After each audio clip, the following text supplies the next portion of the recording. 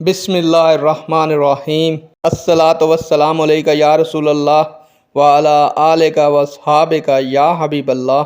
السلام علیکم معزز ناظرین و سامعین، اللہ تعالیٰ سے دعا ہے کہ اللہ تعالیٰ آپ لوگوں کو خوش و خرم رکھے اور آپ لوگوں کی تمام تکالیف پریشانیوں کو دور فرمائے، آپ کو ظالم کے ظلم، حاسد کے حسد سے محفوظ فرمائے۔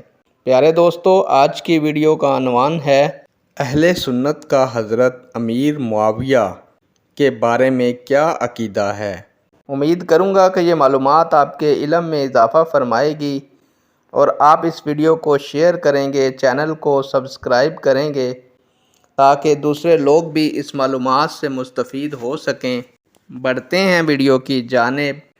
معزز ناظرین و سامعین، حضرت امیر معاویہ رضی اللہ تعالیٰ عنہ رسول خدا حضرت محمد صلی اللہ علیہ وآلہ وسلم کے برادر نسبتی اور صحابی تھے۔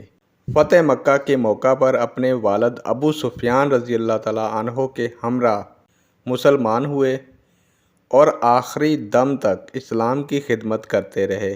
20 سال تک اسلامی ریاست کے گورنر اور 20 سال امیر المومنین کے عہدے پر فائز رہے۔ حضرت علی رضی اللہ تعالیٰ عنہ سے جنگوں میں اور دیگر تنازعات میں ہم حضرت علی رضی اللہ تعالیٰ عنہ کو برسر حق اور حضرت امیر معاویہ رضی اللہ تعالیٰ عنہ کو خطائے اجتہادی کا مرتکب مانتے ہیں، تاہم کسی کو سب و شتم کرنا اور کسی کی بے ادبی کرنا حرام ہے۔ یہ اکابر کا معاملہ ہے، اسے اپنے ہاتھ میں نہیں لینا چاہیے۔ نیک دعاؤں کے ساتھ آپ سے اجازت چاہوں گا۔ اللہ تعالیٰ آپ کا اور میرا حامی و ناصر ہو۔ اللہ حافظ۔